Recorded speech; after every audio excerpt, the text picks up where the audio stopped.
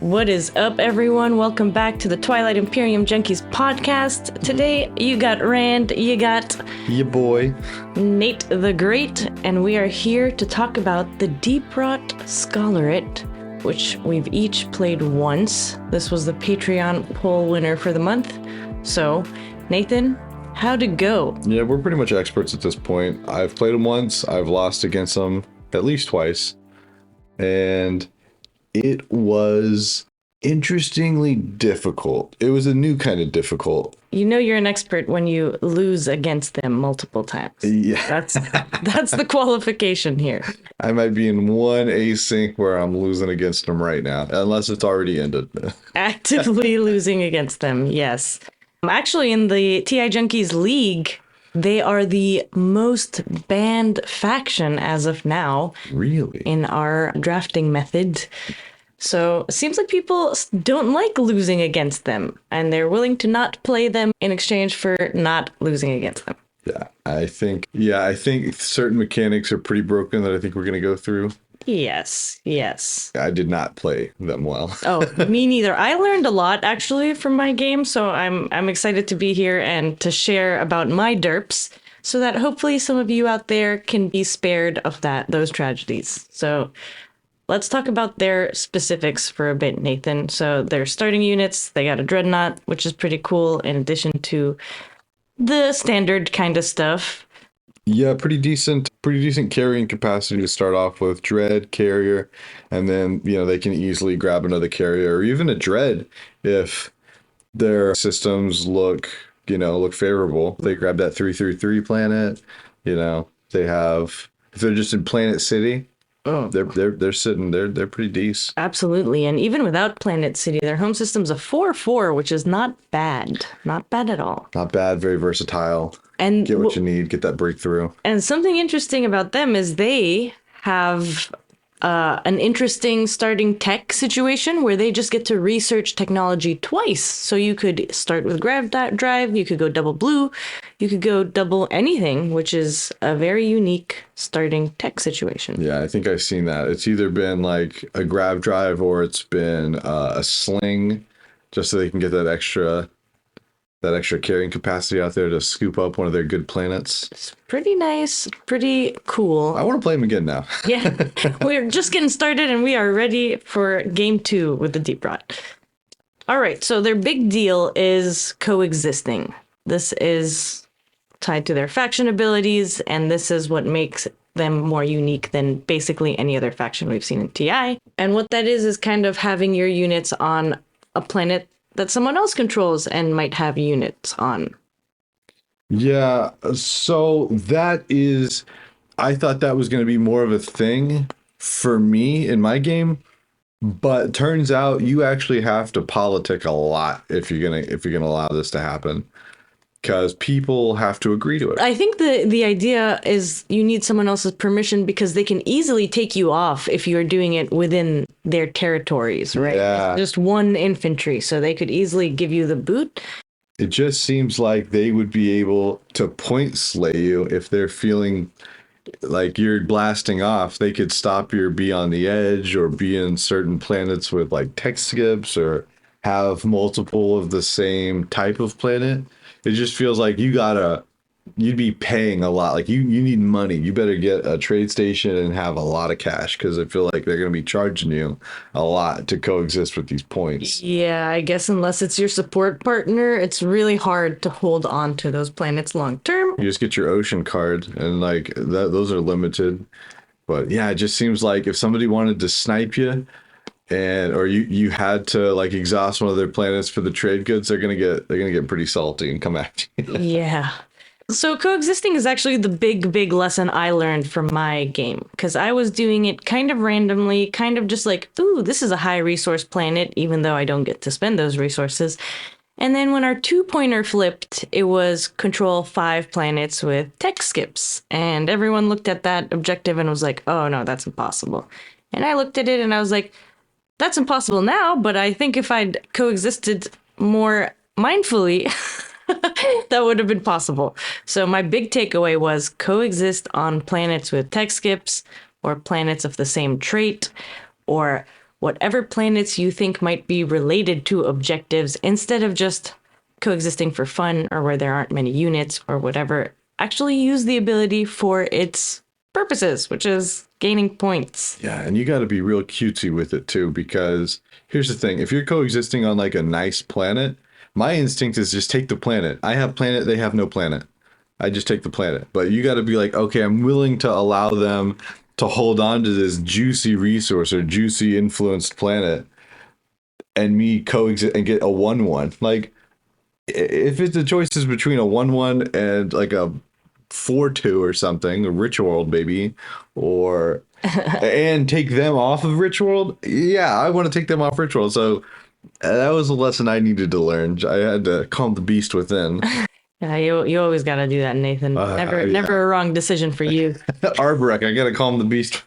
So some of their other things, their faction promissory note is actually pretty interesting and can be used in a lot of fun ways. I think it could spice up the game a lot and kind of give other players a chance that they wouldn't otherwise have, which is a lot of what their whole situation is kind of beefing other players up in a sense. And I think that's a little bit of a fun addition to a TI table dynamic. Yeah, it's like a less good RA because you don't get unit upgrade tech. Right. But it's still pretty decent if you're a poor faction and you're trying to get like some more command tokes. If you need what is it? What's the green one? Hypermetabolism. Hypermetab, yeah. Well, yeah, I guess because you return the card at the end of the status phase, even, yeah, you do have a window to use hypermetabolism. But yeah, really any tech, if it's also the thing about RA is it's kind of limited to what Jolnar is able to research at the time. But this is kind of just like a borrow something for the round, which can give people a nice amount of flexibility. Yeah, and I believe it's gain a tech, right? So you don't need to meet the prereqs for it. Yeah. Yeah. Yeah, my mind's bursting with ideas. I just need to borrow Lightwave real quick. I need to borrow take another turn. Yeah, just real quick. What do we got here? Radical Advancement. Their faction tech with 1 green prereq. At the start of the status phase, you may replace one of your non-unit upgrade technologies with a tech of the same color that has exactly 1 more prereq. Okay, so it builds. Yeah. That's pretty nice. It's like AI for tech. Yeah, just kind of jumping up the tech tree a little bit. Yeah, that's nice. That with, yeah, that'll skyrocket real quick. Yeah, and their other faction tech also just gives them additional resources. They get a trade good per ocean card in play at the end of each status phase. Not bad. Not bad. Probably not the best. Not the best of the two. No. If you're leaning into the tech game, yeah, Radical Advancement is a little more enticing. So their ocean cards are kind of pretty. That's fun that they have a whole set of 5, artistically pleasing cards. Honestly, I think they should have made them foil for the inner millennial in us. And then their breakthrough is interesting because the whole table gets to participate or not in a sense. See, I'm not 100% sure on this breakthrough. Well, I feel like it's giving a lot of value to a lot of other players. That may just be me. Yeah, you get this stuff too, but at the end of the day, you're giving 5, to 7 other opponents more beef to beef on you. I definitely have evidence that can be true because also this is kind of lesson number 2 I learned playing them for the first time. I thought I was helping out, the underdog, the person in behind. Actually, Speedy was talking about this in the last podcast episode about her win with the last Bastion and how some help from the Deepwrought might be a good thing for that faction. And that's exactly what happened. I was a Deepwrought who saw poor little Speedy all the way in the back and gave her basically free use of this boost all the time, anytime. I didn't even have to assess what was going on with her. I was just like, maybe this will help balance the table, which I'm sure in many cases it would help balance the table. Once you use the action and you exhaust the card, it gives everybody the option to do this. Or do you get to pick and choose who is allowed to? The text says to allow each other player, so the Deepwrought player does pick and choose who's allowed to use this. What we kind of added to it is this element of negotiation where it depends on the technology you're picking. That's not necessarily part of the text, but it is part of what I was using to determine if I was going to allow a player to do this or not. That's true. We were doing a lot of take backsies that game. There was a learning curve for sure. Lots of new factions, lots of new toys, It's and a hot day in LA. lots of confused junkies. Confused junkies. All right, so their flagship, Nathan, is kind of bananas. I remember when you were playing them for the first time, and I was like, "Oh, what's your flagship do again?" How'd you get from here to there? Yeah, What's your so path? you're like, it's absolutely just like infinitely powerful. That's how. Basically, it gets +1 movement through systems that contain your units, even if other players' units are present, and this kind of stacks. So you can kind of just zip, zap, zop across the board with capacity 6, mind you. That's what makes this so amazing. Yeah, combat, not so impressive at 7. It's pretty decent, kind of mid. But yeah, that movability is insane. I think the idea is to fly over, like set up a trail of coexisting, and then you can just fly over. Yeah, so I guess this is also a way to patch up that issue we were talking about earlier of getting those coexisted infantry killed pretty easily by your neighbors and enemies. You can reinforce it by bringing the Deepwrought Scholorate Luminous flagship carrying 6 additional whatevers. Oh yeah, they're bringing in reinforcements. Yeah, so, and that can come in from all the way across the board because, you know, that's just what it does. Can't coexist on Mechatol, or can you? I think you can. Yeah. Whoa. It's a good place to be alive. You're just camping out there and then all of a sudden activate. What? Oh, the boys in the ocean. The boys, bring in the boys. Their mech is kind of interesting because basically if you're using it to coexist, you can bring back up to your home system at any time. Whoa. Well, not really at any time, but you know, if that system is activated, you can just teleport them home instead of losing them. Okay, so they get called back home if you're getting attacked. They're just like protection out there. That's insane. That's a lot of calculations to put out there. Yeah, kind of if you want to flip to playing on the defensive, this is an interesting mech to have. And I definitely will. A lot of you out there, you know who you are. You're coming after my home system. It's pretty consistent. You're talking to Taba. I'm not talking to Taba. No. He was good. He didn't come after me. I went after him. Oh, the record just showed I'll go on the record. Nathan started a war. Surprise, surprise. Who would have thunk it? Backfired immediately. All right, so their leaders, very Jolnar themed in terms of their artwork and stuff and what they're all about. Their agent allows you or someone else to skippity skip a prerequisite, which is pretty nice. I sold this to Speedy about a bajillion times for nothing. GG's, Speedy. Their commander is interesting because, again, it's like you gain and they gain, and it's who's gaining more. What if economic equality comes out? Oh no, my worst nightmare. Yeah, but it is a way to get some cash. Yeah, so you A basically little bit. gaining a commodity or converting a commodity to a trade good by allowing other players to get a discount on their tech research. So you're very much just spreading the tech with some benefit to yourself, but you know, we're greedy. The junkies are greedy. We don't like giving value, okay? Nathan has trained us all to be afraid of giving other people value. So I mean, hey, look, you know, X-1 is not a binding deal, and I think people forget that sometimes. So Deepwrought's all about giving other people value for your own value. So Yeah, it's it's a very- double-edged sword. Very much group huggy. Yeah. Okay, and finally their last leader, their hero. Wow. Just wow. Purging a tech from the whole game, from just everyone's everything. Just no light wave, no grav drive. This is so fun because it just hoses or helps so many people. It can really change a win slay. It could change a, potential win. This is just, Yes. Fun. This is how I won my game. So I purged. What did I purge? I purged anti-mass.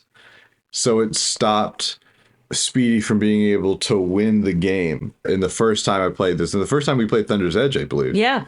And so she was forced to go to like fly to another system in range of my space docks, and I won my secret by destroying the last of the ships with the space cannon.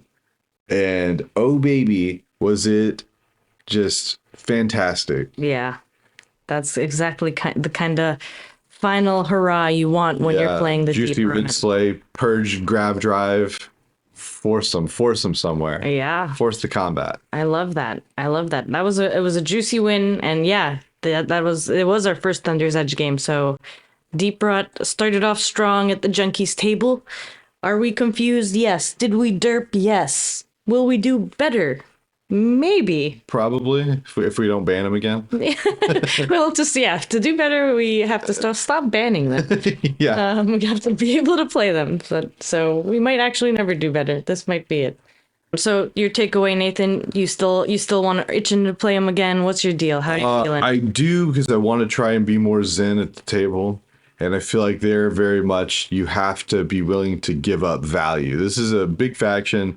Give up value and sneak into the win and just be helpful to people, but not too helpful. Not too helpful. So I feel like I would balance that a little bit. Yeah, it's a good challenge for you, who sometimes leans in the other direction and really doesn't want to give anyone any little tiny bit of value, to the point of like suspicion, like what's going on? Why won't you give me this tiny bit of value? And you're giving too much value. If I play them again, it's definitely to practice not stooging for Speedy. It's been happening too often. Speedy, how'd you become my stooge master? What happened? I would also play them again just to coexist more properly, make better choices. Definitely, I made terrible choices, and feel like that game could have played out differently if I was using their abilities more intentionally. So if I played them again, my main focus would be coexisting in the right places, reinforcing those, or making deals to keep those, or whatever it might be. Just you scoring points, not getting caught up in the tech and the stooging. Scoring points, Definitely. Yeah. God, I want to play their flagship again. I'm having ideas now of just skipping across the map. It's pretty fun stuff. So I hope we both get the chance to try them out again soon. And I think this makes for all 5 Thunder's Edge factions that we've now talked about here on the TI Junkies podcast. So congrats, Nathan. We did it. Woo. And thank you to our patrons who voted for this topic. The next poll for next month is out. So get your votes. What do you want to hear us talk about next? It could be Panda Express. It could be. Nathan's been meaning to do a TI-themed meditation. Or ASMR, what was it? Oh yeah. Your meditation. Guided meditation. My meditation tapes. Yeah, so, vote for that if that's what you want next. It'll be Getting a little too salty at the table. Need to calm down. Yeah. Listen to the dulcet tones of your boy. Yeah, take a minute for yourself and indulge. Thanks again for listening, everyone. Peace out and happy stooging. Bye-bye.